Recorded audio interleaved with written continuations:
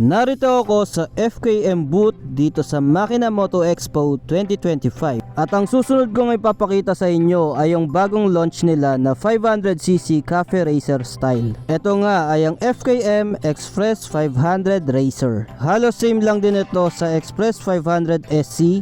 Ang kinaibahan lang ay ang SC ay scrambler at ito naman ay Cafe Racer. At kita nyo naman ang itsura nitong Express 500 Racer. Looking good! Curious na ba kayo kung magkano ang presyo nitong Express 500 Racer? Well, panoorin nyo ang video hanggang dulo.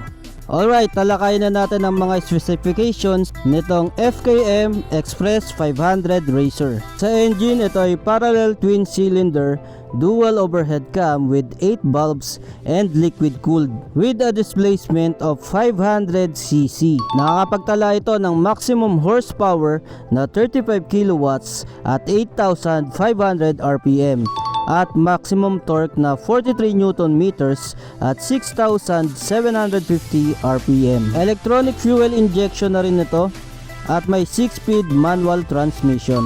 Ang front suspension nito ay inverted shock absorber at ang rear suspension naman ay monoshock absorber. Ang sukat ng front tire nito ay 120/70 by 17 at ang rear tire naman ay 160/60 by 17. Dual channel ABS syempre at parehas naka hydraulic discs. Sa dimensions naman itong Express 500 Racer, ang length, width at height nito ay 211.7 cm by 75.7 cm by 116.6 cm. Ang wheelbase naman nito ay 114.1 cm. Ang seat height ay 79.5 cm. Ang ground clearance ay 20 cm. Ang curb weight ay 192 kg at may fuel tank capacity na 13.5 liters. Yan nga ang mga basic specs nitong Express 500 Racer. Ang ilan nga sa mga nagustuhan ko dito bilang ito ay Cafe Racer style ay syempre itong kanyang round headlight na neo classic na rin. LED na rin yan syempre at may daytime running light at napaka-unique para sa akin ng north, south, east and west na design sa headlight.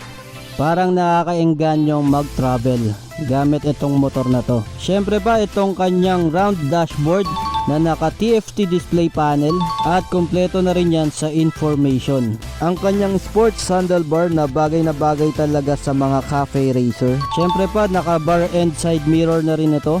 Napasok sa standard na size ng bar end side mirror. Syempre pa ang hugis ng kanyang tangke at ang kanyang seat napakagandang tignan.